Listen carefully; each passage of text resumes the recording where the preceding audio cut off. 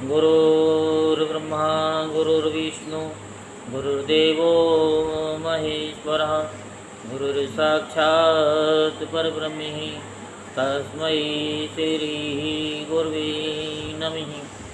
ॐ गजाननं भूतगणाधिसेवितं कपितजम्बुफलचारुभक्षणम् उमासुतं शोकविनाशकारिकं नमामि विघ्नेश्वरपादपङ्कजं।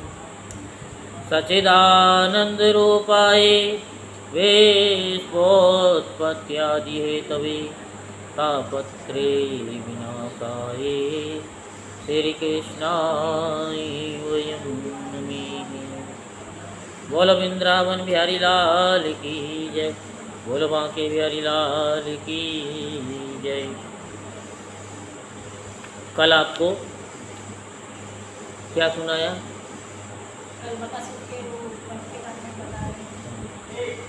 बकासुर और वत्सासुर नहीं था, वत्सासुर भी था और बकासुर भी था, दोनों थे। उसकी कथा सुनाई।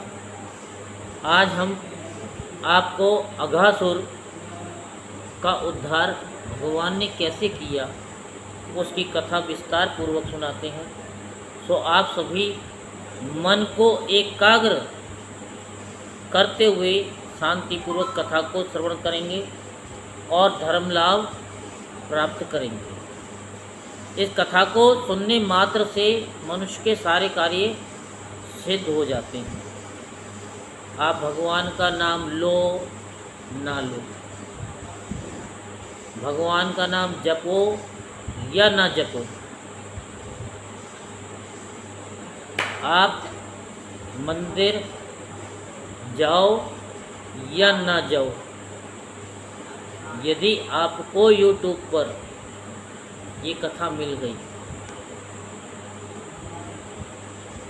तो आपका उद्धार तो होना निश्चित ही है। क्योंकि जब भगवान कृपा करते हैं तभी ये कथाएं मिलती हैं, अन्यथा नहीं मिलती। और जब आप कथा सुन लोगे, कथा में मन लग जाएगा, तो आपकी जग की जो व्यथाएं हैं वो आपको महसूस नहीं होगी। व्यथा तो जाएंगी नहीं। कोई भी ब्राह्मण, कोई भी संत, कोई भी तांत्रिक आपके दुख को काट नहीं सकता, काट नहीं सकता। बस कथा सुनने मात्र से आपको इस तरीके से हो जाएगा कि जैसे कि आपके शरीर में दर्द होता है ना, और जब दर्द का इंजेक्शन लग जाता है या आप दर्द की गोली खा लेते हैं, तो जब तक गोली का असर रहता है तब तक दर्द महसूस नहीं होता। तो ऐसे ही जब हम कथा को सुनते हैं और सुनते सुनते वो दर्द हमारा जग का मिट जाता है, लेकिन जब कथा से हमारा ध्यान हट जाता है तो क्या होता है कि वो दर्द हमें महसूस होने लगता है। और अगर कथा को जीवन में उतार लें, हमेशा वो कथा ही याद रहे। याद का मतलब ये नहीं कि वो कथा ही याद हो जाए, यानी भगवान में हो जाए, हमेशा भगवान का ध्यान रहे। इसीलिए तो कहते कि मंदिर जाओ, जाप करो, जिससे कि वो आपकी एक ऐसी प्रैक्टिस हो जाए कि सांस आ रही है और जा रही है, हम भगवान का नाम भूल ना सकें। हम कथा सुनने, कथा सुनते सुनते वो कथा भी हमें स्मरण रहे,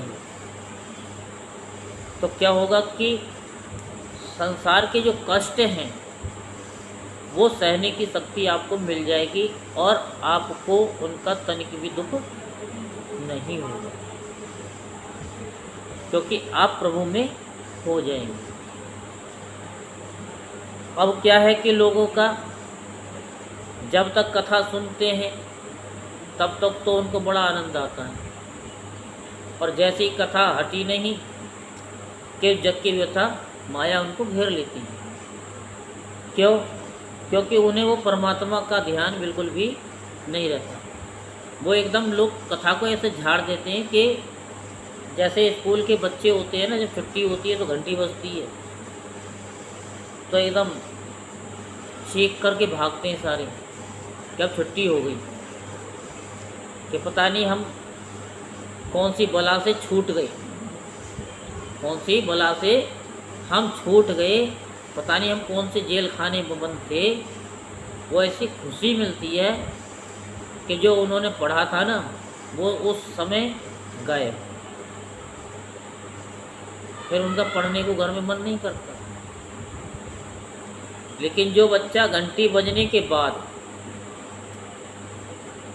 बिल्कुल शांति से, ना उन्हें ये है कि छुट्टी हुई है नहीं हुई है, हाँ ये है कि हाँ छुट्टी हो गई है, अब घर जाना है, अब घर कुछ खाना पीना भी है, फिर जो रूटीन है वो अपना माइंड में उनके रहता है, तो ऐसे बच्चे जो है वो सक्सेसफुल होते हैं। उन्हें ना स्कूल आने का कष्ट होता है, ना घर जाने का कष्ट होता है, तो वो एक माइंड फ्री हो जाते हैं।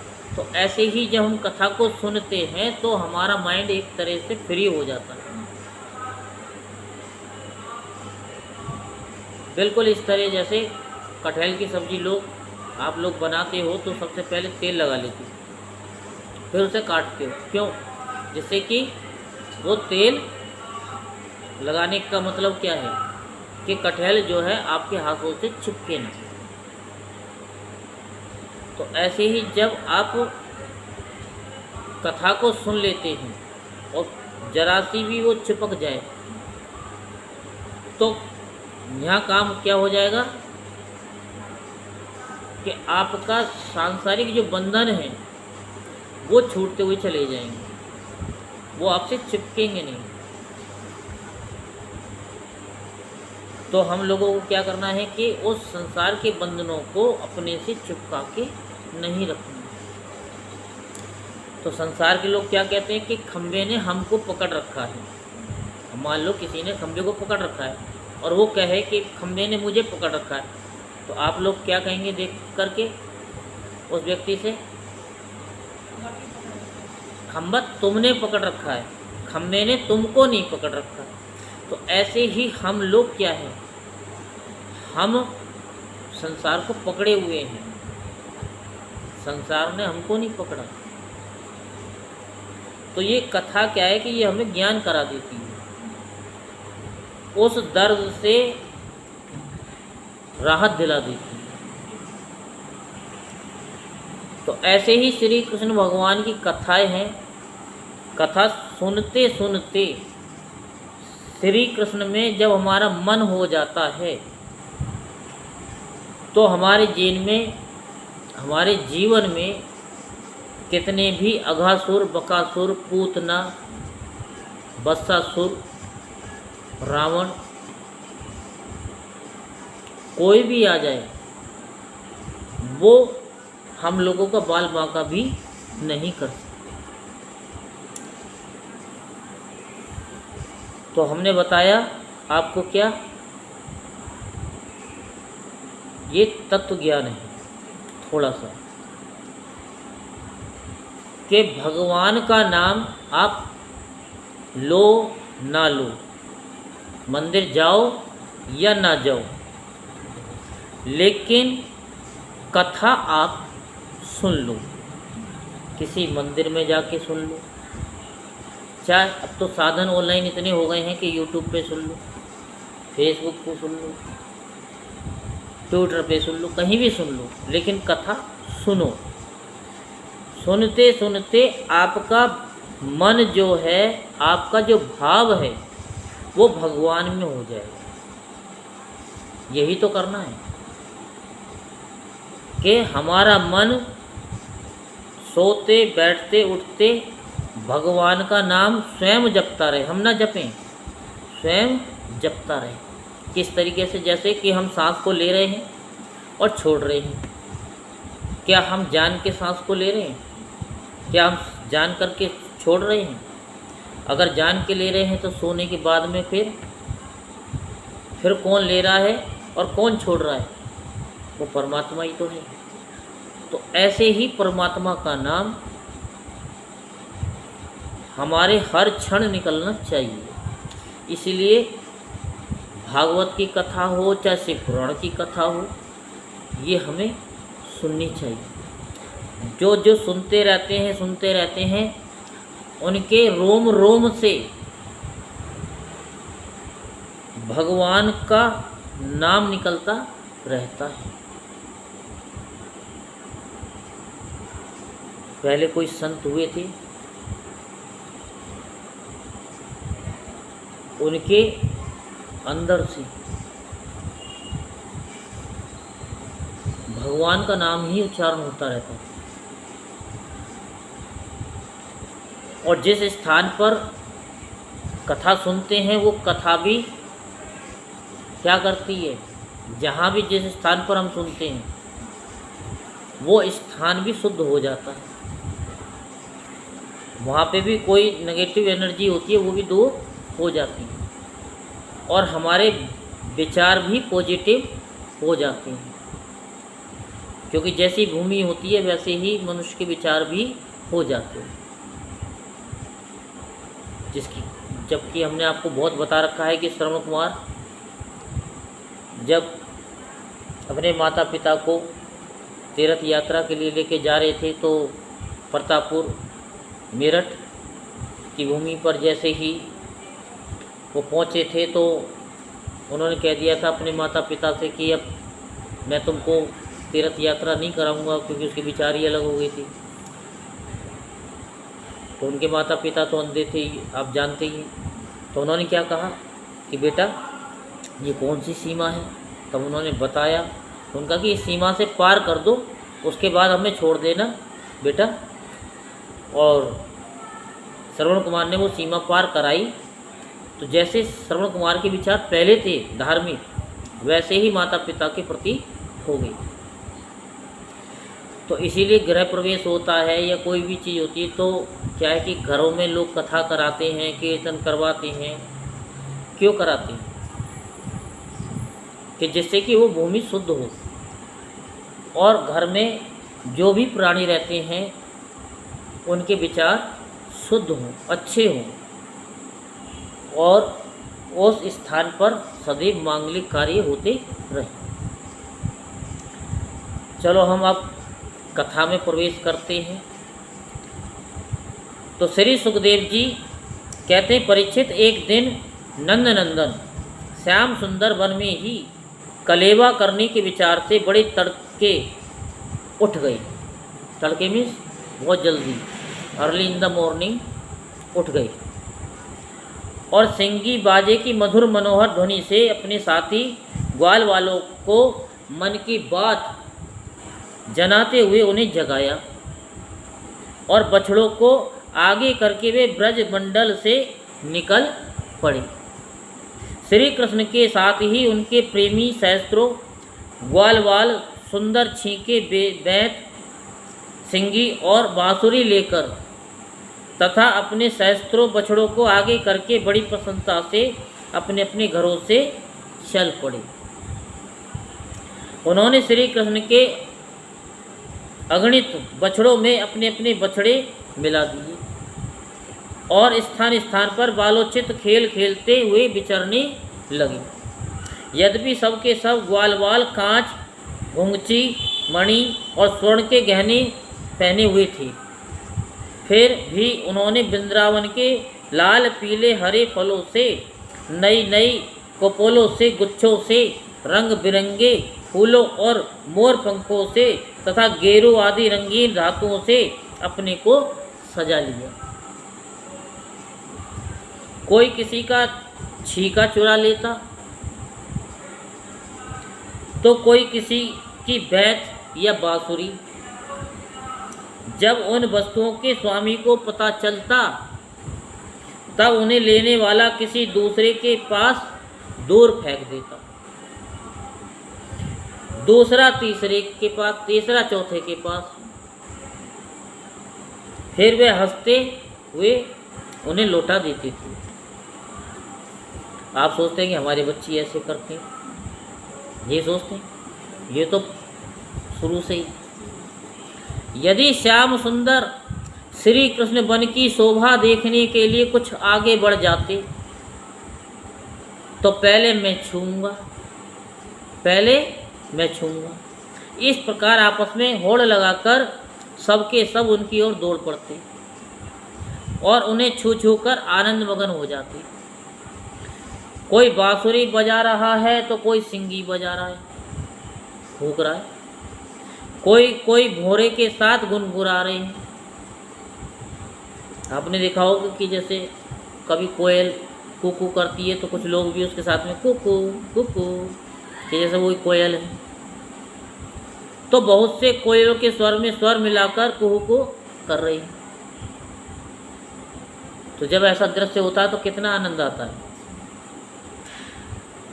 तो एक और कुछ ग्वालवाल आकाश में उड़ते पक्षियों की छाया के साथ दौड़ लगा रहे हैं, तो दूसरी ओर कुछ हंसों की चाल की नकल करते हुए उनके साथ सुंदर गति से चल रहे हैं।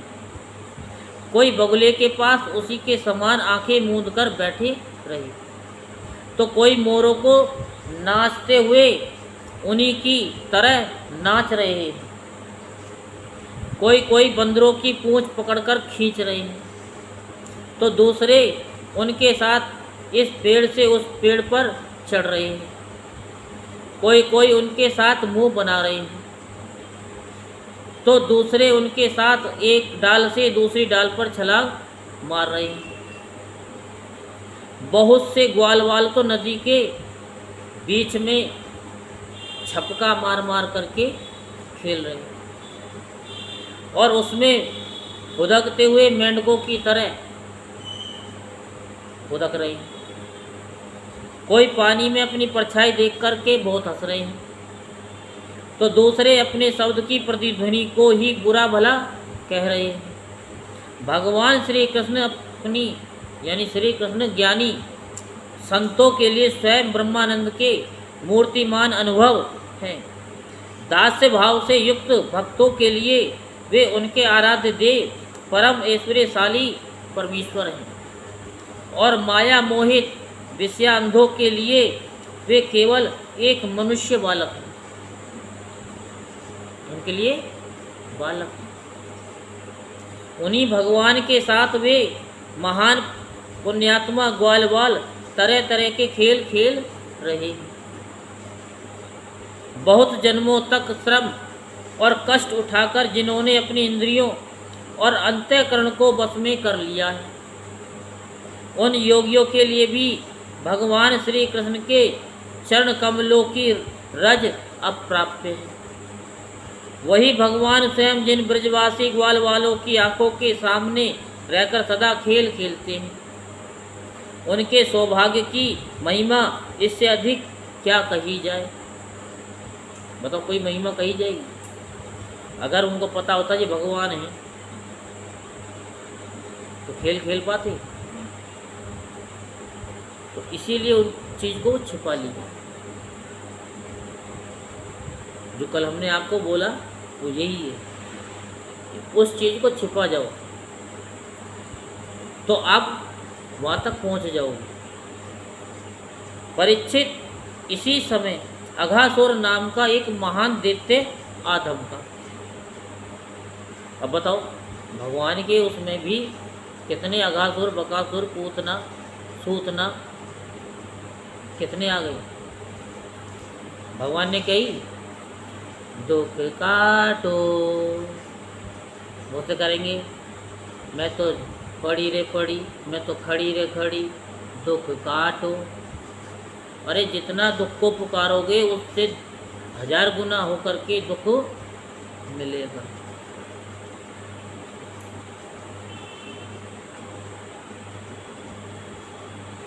उससे श्री कृष्ण और ग्वाल वालों की सुखमयी क्रीड़ा देखी ना गई। यही तो अघासुर बकासुर हैं जो दूसरे के सुख को देख करके दुखी हो जाते हैं और उसमें किस तरह से विघ्न बाधा पड़े ऐसा वो प्रयत्न करते। ये नहीं सोचते कि वो सुखी है, तो उनसे पूछे भैया आप सुखी हो, कैसे सुखी हो, हम भी वही काम करें जिससे तुम सुखी हुए हो, हम भी सुखी हो जाए, तो ये अच्छा है। या ये अच्छा है कि तुम सुखी हो, तुम्हें जीने नहीं देंगे, ना जिएंगे ना जीने देंगे।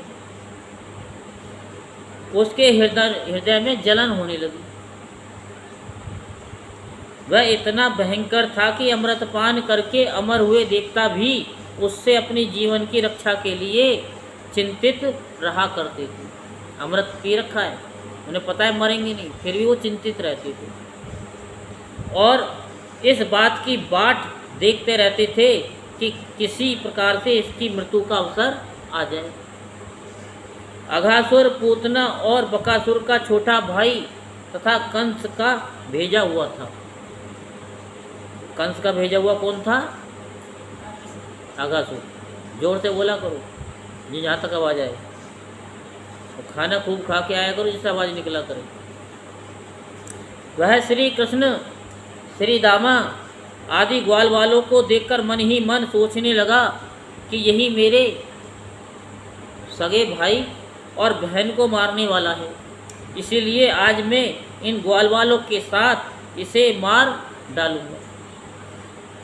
जब ये सब मरकर मेरे उन दोनों भाई बहनों के मृत तर्पण की तिलांजलि बन जाएंगे, तब ब्रजवासी अपने आप क्या होंगे?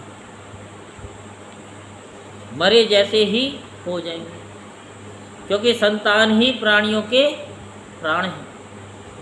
जब प्राण ही न रहेंगे तब शरीर कैसे रहेगा? इसकी मृत्यु से ब्रजवासी अपने आप मर जाएंगे। ऐसा निश्चय करके वह दुष्ट दैत्य अजगर का रूप धारण कर मार्ग में लेट गया। उसका वह अजगर शरीर 1 योजन लंबे बड़े पर्वत के समान विशाल एवं मोटा था। वह बहुत ही अद्भुत था। उसकी नीयत सब बालकों को निगल जाने की थी, इसलिए उसने गुफा के समान अपना बहुत बड़ा मुंह फाड़ रखा था। कितना बड़ा? एक हिस्सा जबड़े का पृथ्वी पे और एक जबड़ा आकाश में। उसके नीचे का होठ पृथ्वी से और ऊपर का होठ बादलों से लग रहा था। उसके जबड़े कंदराओं के समान थे और दाढ़ें पर्वत के शिखर के समान थी और मुंह भीतर घोर अंधकार था। जब मुंह खोलेंगे तो अंधकार आता है नहीं आता? तो छोटा सा मुंह है उसमें अंधकार आ रहा है, उसका तो इतना बड़ा था तो अंधकार नहीं होगा। और जीभ कैसी थी? लंबी, बिल्कुल लाल सड़क की तरह। सांस ऐसे वो ले रहा था जैसे कि आंधी चलती है। और आँख कितनी बड़ी थी उसकी और कैसी चमक रही थी, जैसे कि दावानल धतक रहा हो। जैसा आपने देखा होगा कि किसी खेतों में पुआर जलता है, धधकता है, या अंगीठी धधक रही हो। अंगीठी तो छोटी होती है, बोले वो तो दावानल, जैसे कोई मकान जल रहा हो, तो ऐसे उसकी आंखें धधक रही थी, ऐसा प्रतीत होता। अघासुर का ऐसा रूप देखकर बालकों ने समझा कि ये भी वृंदावन की कोई शोभा है, कोई शोभा होगी। वे कौतुक बस खेल ही खेल में उत्प्रेक्षा करने लगे और ये मानो अजगर का खुला हुआ मुंह है। कोई कहता मित्रों भला बताओ तो ये हमारे सामने कोई जीव सा बैठा है? क्योंकि जितने मुंह उतनी बातें, कोई कुछ कह रहा है तो कोई कुछ कह रहा है। ये हमें निगलने के लिए खुले हुए किसी अजगर के मुंह जैसा नहीं है क्या? दूसरे ने कहा, सचमुच सूर्य की किरणें पड़ने से ये जो बादल लाल लाल हो गए हैं ना, वे ऐसे मालूम होते मानो ठीक ठीक इसका ऊपरी होठ ही हो, और उन्हीं बादलों की परछाई से ये भी नीचे की भूमि कुछ लाल लाल दिख रही है। वही इसके नीचे का होठ जान पड़ता है। तीसरे ग्वाल वालों ने कहा, हाँ सच तो है, देखो तो सही, क्या ये दाईं और बाईं ओर की गिरी कंदराएं अजगर के जबड़ों की होठ की नहीं, यानी होड़ नहीं करती हैं? और ये ऊंची ऊंची शिखर पंक्तियां तो साफ साफ इसकी दाढ़ें मालूम पड़ती हैं। चौथे ने कहा, रे भाई ये लंबी चौड़ी सड़कें तो ठीक अजगर की जीव सी मालूम पड़ती है, और इन गिरी श्रृंगों के बीच का अंधकार तो उसके मुंह के भीतरी भाग को भी मात करता है, यानी मार दे रहा है। किसी दूसरे ग्वालवाल ने कहा, देखो देखो ऐसा जान पड़ता है कि कहीं इधर जंगल में आग लग गई है, इसी से ये गर्म और तीखी हवा आ रही है। जैसे कहीं बारिश होती है गर्मियों में तो दूर क्या होता है, जब हवा चलती है तो ठंडी ठंडी हवा महसूस होती है। ऐसे ही वो कह रहे कि कहीं ऐसा है तो भाई आग वाग लगी होगी, तो उससे गर्म गर्म हवा आ रही है। परंतु अजगर की सांस के साथ इसका क्या मेल बैठता है, और उसी आग से जले हुए प्राणियों की दुर्गंध जान पड़ती है। क्यों? कि मानो अजगर के पेट में मरे हुए जीवों के मांस की ही दुर्गंध हो। जो मांस खाते हैं ना, उनके शरीर में से उसी मांस की महक आती है। जो खाते उन्हें तो महसूस होता नहीं, जो नहीं खाते उन्हें महसूस हो जाता है। तब उन्हीं में से एक ने कहा, यदि हम लोग इसके मुंह में घुस जाएं तो क्या ये हमें निकल जाएगा? अजी ये क्या निकलेगा? कहीं ऐसा करने की ठिठाई भी कर ली ना, एक क्षण में ये भी बकासुर के समान नष्ट हो जाएगा। बकासुर की क्यों? कि हमारा ये कन्हैया इसको छोड़ेगा नहीं, उन्हें पता है ना कन्हैया है, इसलिए। इस प्रकार कहते हुए वे ग्वालवाल बकासुर को मारने वाले श्री कृष्ण का सुंदर मुख देखते हुए ताली पीट पीट करके क्या हुए, अगासुर के मुंह में घुस गए। कन्हैया तो है, बचा लिया। और अनजान बच्चों की आपस में की हुई भ्रमपूर्ण बातें सुनकर भगवान श्री कृष्ण ने सोचा कि अरे इन्हें तो सच्चा सर्प भी झूठा प्रतीत होता है। परीक्षित, भगवान श्री कृष्ण जान गए कि ये राक्षस है, भला उनसे क्या छिपा रहता है, तो वे समस्त प्राणियों के हृदय में ही निवास करते हैं। यही तो बताते हैं। जब जिसको तत्व ज्ञान हो जाता है तो वो हृदय की बात को जान लेता है। अब उन्हें ये निश्चय किया कि अपने सखा ग्वाल वालों को उसके मुंह में जाने से बचा लें। अब यहाँ पर हमने क्या बताया कि भगवान से क्या छिपा है और संतों से भी छिपा नहीं। कुछ संत तो बता देते कि तुम मेरे पास किस लिए आए हो, और कुछ संत ऐसे होते हैं कि उन्हें गुरु की तरफ से आज्ञा नहीं होती कि तुम ये बताओ कि तुम किस लिए आए हो। अब जैसे कि डॉक्टर है, डॉक्टर कह दे कि तुम्हें 106 बुखार है, तो कहने से क्या बुखार ठीक हो जाएगा? दवाई देने से ठीक होगा, और देने तक नहीं जब तक वो खा नहीं लेगा। बात समझ में आ रही है? तो कुछ संत ऐसे होते कि वो बताते नहीं हैं, वो डायरेक्ट दवाई दे देते हैं। पता उनको है कि 106 बुखार है, लेकिन वो राम नाम रूपी औषधि दे देते हैं। उसे दवाई कह लो, औषधि कह लो, दे देते हैं, उसे बुखार ठीक हो जाता है। संसार में भी ऐसे हैं जो आप लोगों ने देखा होगा, जैसे बागेश्वर धाम का सुना ही होगा आपने। उनके पास जाते हैं तो वो बता देते हैं कि हाँ भाई तुम ये सोच के आए हो मेरे पास, तो क्या है वो सारी सिद्धियां हैं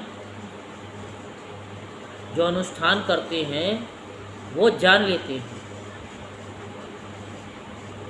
और बता देते हैं। तो वो एक भगवान से की तरह ही हो जाते हैं कि वो जानते हैं, वो प्रकट कर रहे हैं, क्योंकि उन्होंने गुरु जी ने आदेश दे रखा है कि तुम बताओ, और लोग फिर उनको मानते हैं, क्योंकि चमत्कार को नमस्कार। चाहे आगे कुछ हो या ना हो, तो वो ज़्यादा बढ़िया है, या जो है कि उसको दवाई दे दी जाए वो ज़्यादा बढ़िया है। तो हमारा एक ही सिद्धांत है, क्या कि कृष्ण भगवान की तरह हो जाओ। जैसे कार्तिक के महीने में कथा सुनाई थी, यशोदा मैया कृष्ण भगवान को यमुना जी के तट पर ले गई थी, वो दिया लगाने के लिए, और आंख बंद करके वो प्रार्थना कर रही थी। तो कृष्ण भगवान अंदर बढ़ गए और एक एक दिए को ले जा करके बीच में से जो है ला करके किनारे लगा दिए। तो इसका क्या मतलब है, जो भगवान के पास आ जाए वो उसको किनारे लगा दे।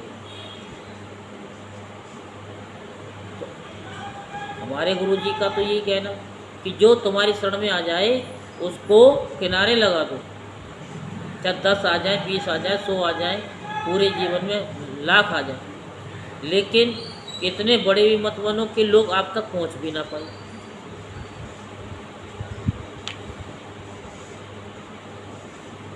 तो बात समझ में आई।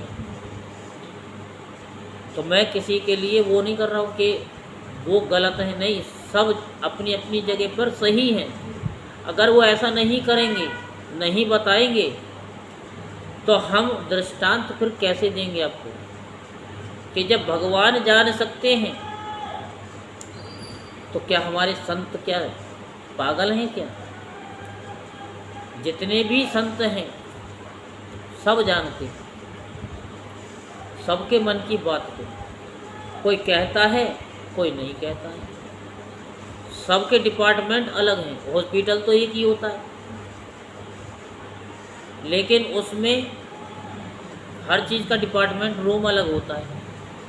आँख का रूम अलग है, दांत का अलग है, हाथ का अलग है, पैर का अलग है, हड्डी का अलग है, त्वचा का अलग है, नहीं है क्या? वो डॉक्टर नहीं है?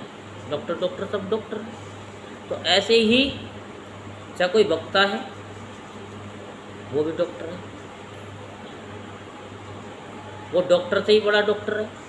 क्यों? डॉक्टर तो एक बार के लिए कह देगा कि मरीज से अब हम कुछ नहीं कर सकते, अब तो भगवान से प्रेयर करो, तो डॉक्टर से बड़ा संत है और संत से बड़ा भगवान है।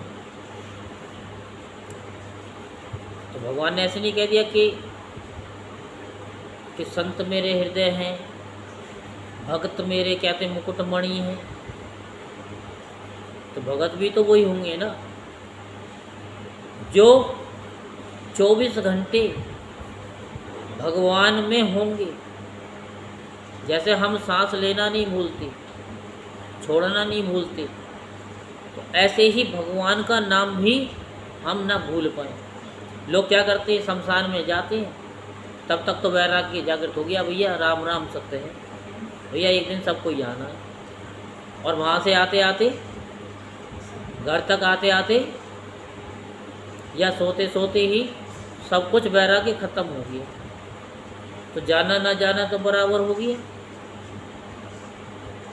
लेकिन अगर उसी को ही कि हमें एक दिन शमशान में जाना है, हमको भी ऐसे धू धू धू धू करके जलना है, तो मुझे बताओ इंसान पाप करेगा कि कदापि नहीं करेगा?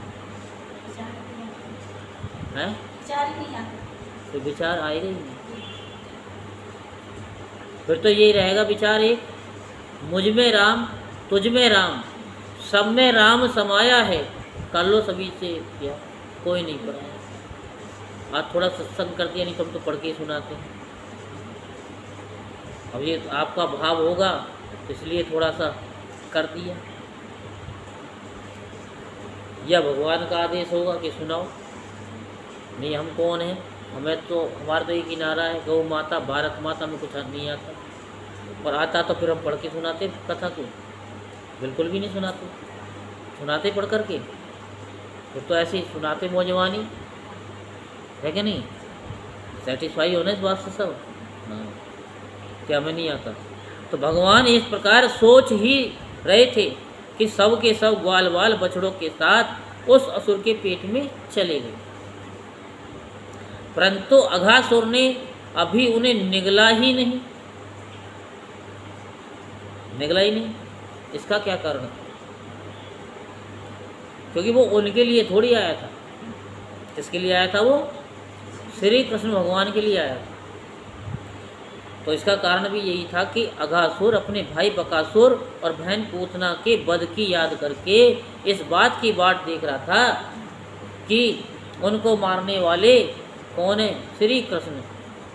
जब तक मुंह में नहीं आ जाएंगे तब तक मैं निकलूंगा नहीं, सबको एक साथ ही निकल लूँगा। तो भगवान श्री कृष्ण सबको अभय देने वाले हैं। जब उन्होंने देखा कि ये बेचारे ग्वाल बाल, जिनका एकमात्र मैं ही रक्षक हूँ, मेरे हाथ से निकल गई, यानी निकल गई, पहुँच गए अंदर, और जैसे कोई तिनका उड़कर आग में गिर पड़े वैसे ही अपने आप मृत्यु रूप अघासुर की जठरा अग्नि के ग्रास बन गए। तब देव की यानी देव की इस विचित्र लीला पर भगवान को बड़ा विस्मय हुआ और उनका हृदय दया से द्रवित हो गया। वे सोचने लगे कि अब मुझे क्या करना चाहिए, ऐसा कौन सा उपाय है जिससे इस दुष्ट की मृत्यु भी हो जाए। उपाय तो है ही, ये तो है नहीं कि नहीं है। भगवान भी उपाय ढूंढते हैं कि इनका क्या उपाय किया जाए। और इन संत स्वभाव भोले भाले ग्वालों की हत्या भी न हो, ये दोनों काम कैसे हो सकते हैं? भगवान क्या कह रहे हैं? ये दोनों काम। और हम क्या बताते हैं? दोनों काम, संसार और तत्व ज्ञान।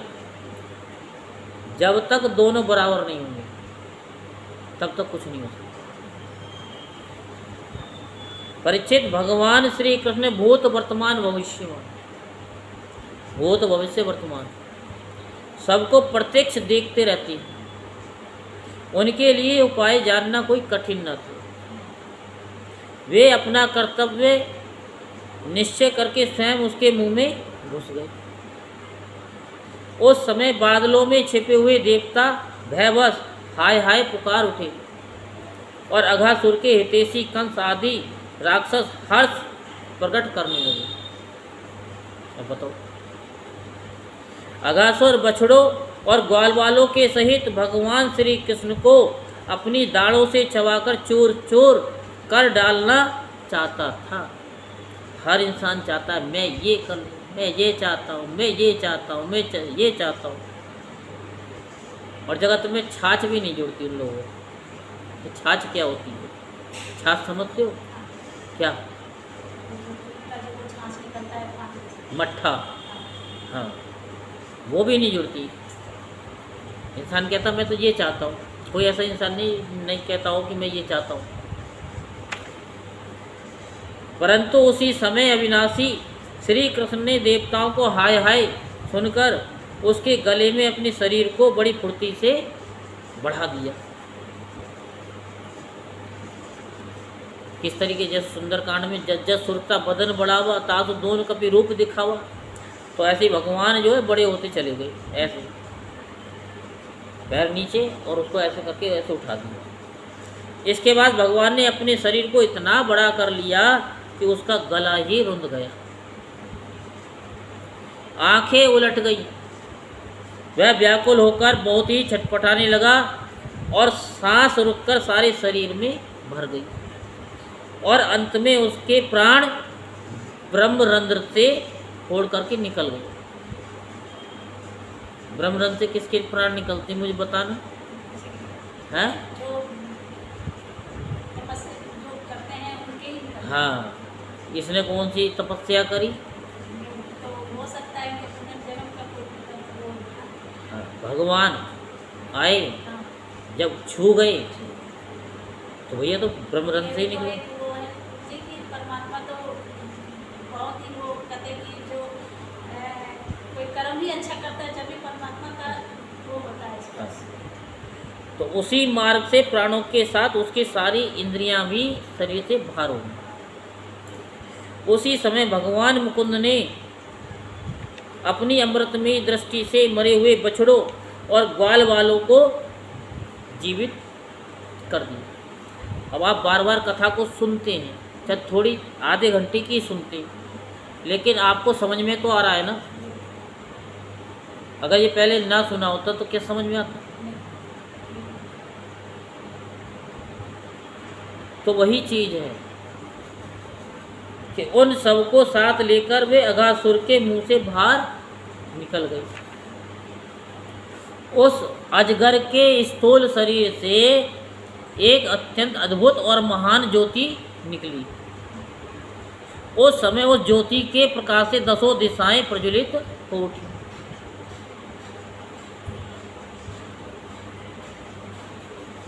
वह थोड़ी देर तक तो आकाश में स्थित होकर भगवान के निकलने की प्रतीक्षा करती रही।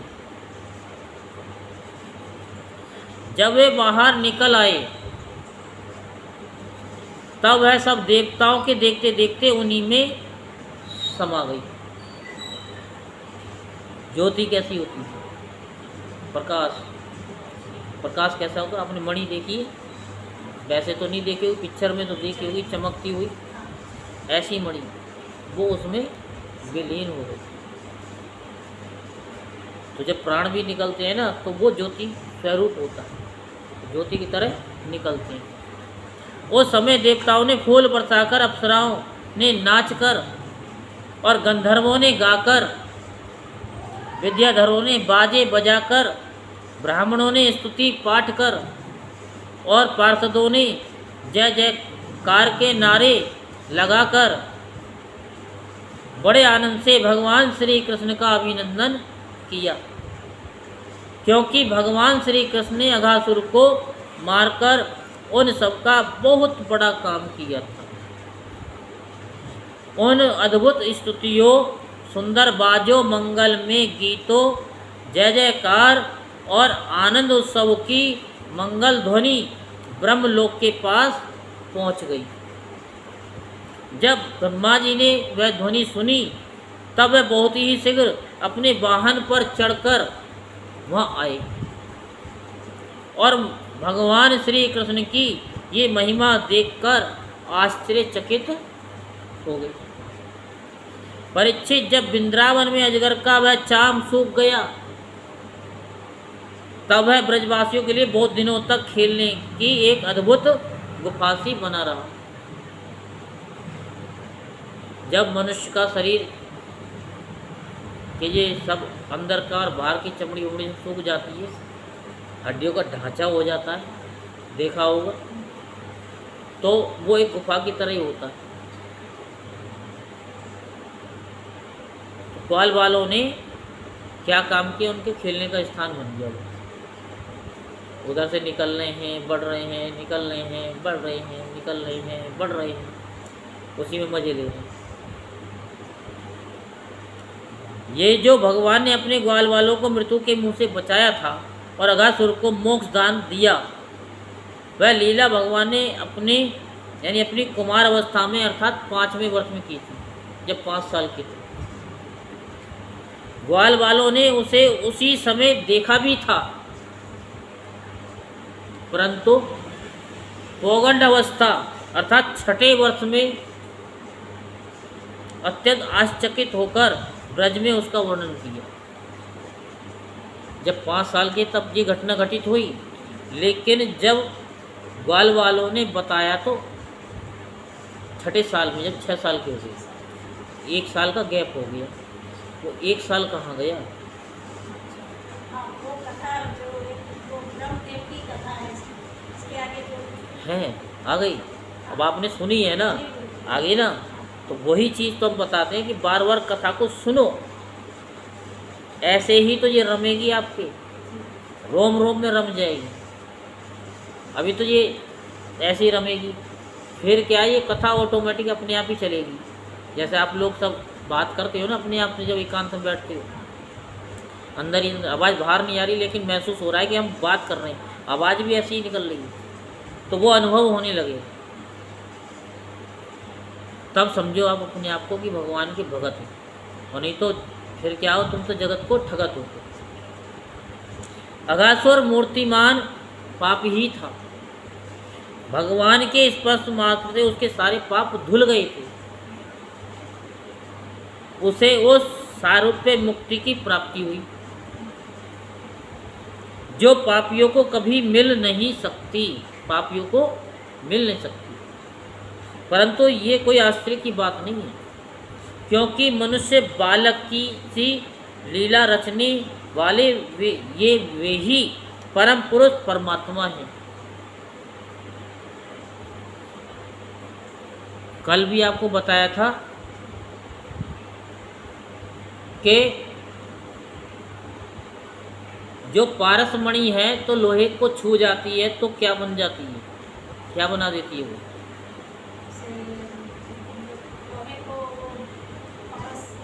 छू लेता है तो क्या बनाता है? तो लोहा क्या बन जाता है? पारस बन जाता है। ऐसा तो हमने नहीं बताया, हमने तो आज तक यही बताया है कि जब पारस लोहे से छू जाता है तो वो सोना बन जाता है। ये तो नहीं बताया कि पारस अगर जिसको छू दे तो वो पारस बन जाए। लेकिन कुछ गुरु ऐसे होते हैं जो अपने शिष्य को सोना बना देते हैं, डायमंड बना देते हैं। वैसा डायमंड सोना नहीं, अपने ज्ञान के। और कुछ गुरु ऐसे होते हैं कि वो अपने से भी क्या ऊपर तो बना नहीं सकते, लेकिन अपने जैसा बना देते हैं। बताया था ना कल। तो ऐसे ही भगवान ने क्या काम किया, उनके सारे पापों को सब भस्म कर दिया, क्योंकि स्पर्श होते के साथ ही उनके सारे पाप नष्ट हो गए और धुल गए।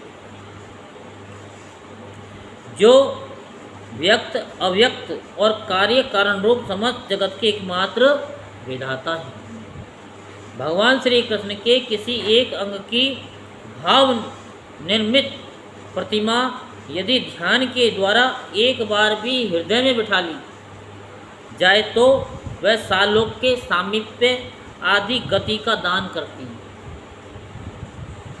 किसी भी एक अंग का, एक अंग का, समझ रहे नहीं?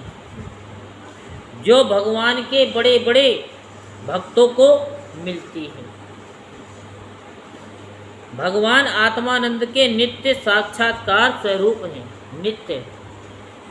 एक बार आ गए तो वो हमेशा बने रहेंगे। माया उनके पास तक नहीं फटक पाती, वे स्वयं ही अगासुर के शरीर में प्रवेश कर गए। क्या अब भी उसकी सदगति के विषय में कोई संदेह है? कोई संदेह नहीं। सूत जी कहते हैं, सोनकादि ऋषियों यदुवंश शिरोमणि भगवान श्री कृष्ण ने ही राजा परीक्षित को जीवन दान दिया था। उन्होंने जब अपने रक्षक एवं जीवन सर्वस्व का यह विचित्र चरित्र सुना तब उन्होंने फिर श्री सुखदेव जी महाराज से उन्हीं की पवित्र लीला के संबंध में प्रश्न किया। इसका कारण ये था कि भगवान की अमृतमयी लीला ने परीक्षित के चित्त को अपने वश में कर रखा था। चित्त को वश में कर रखा। तो राजा परीक्षित ने पूछा कि भगवान, आपने कहा था कि ग्वाल वालों ने भगवान की हुई 5वें वर्ष की लीला ब्रज में 6ठे वर्ष में जाकर कही। अब इस विषय में आप कृपा करके ये भी बतलाइए कि एक समय की लीला दूसरे समय में वर्तमानकालीन कैसे हो सकती है। कहने का तात्पर्य यह है कि वो 1 साल कहाँ गया। महायोगी गुरुदेव, मुझे इस आश्चर्यपूर्ण रहस्य को जानने के लिए बड़ा कौतूहल हो रहा है। आप कृपा करके बतलाइए। अवश्य ही इसमें भगवान श्री कृष्ण की विचित्र घटनाओं को घटित करने वाली माया का कुछ न कुछ काम होगा। और ये कथा भी हर एक को नहीं मिलती है। इधर से छू ली, उधर को छू ली, हो गई कथा। क्योंकि और किसी प्रकार ऐसा नहीं हो सकता। गुरुदेव, यद्यपि क्षत्रियोचित धर्म ब्राह्मण सेवा से विमुख होने के कारण मैं अपराधी नाम मात्र का क्षत्रिय हूँ, तथापि हमारा अहोभाग्य है कि हम आपके मुखारविंद से, किससे? मुखारविंद से निरंतर झरते हुए परम पवित्र मधु में श्री कृष्ण लीलामृत का बार बार पान कर रहे हैं। सूत जी कहते हैं कि भगवान के परम प्रेमी भक्तों में श्रेष्ठ शौनक जी, जब राजा परीक्षित ने इस प्रकार प्रश्न किया, तब श्री सुखदेव जी को भगवान की वह लीला स्मरण हो आई और उनकी समस्त इंद्रियां तथा अंतःकरण विवश होकर भगवान की नित्य लीला में खिंच गई। कुछ समय के बाद धीरे धीरे श्रम और कष्ट से उन्हें वाहे ज्ञान हुआ। तब वे परीक्षित से भगवान की लीला का वर्णन करने लगे। आज कथा विस्तार पूर्वक हो गई है। इससे आगे की कथा कल आपको सुनाएंगे। बोलो वृंदावन बिहारी लाल की जय। बोलो बांके बिहारी लाल की जय। जय जय श्री राधे श्याम, जय जय श्री राधे श्याम, जय जय श्री राधे श्याम।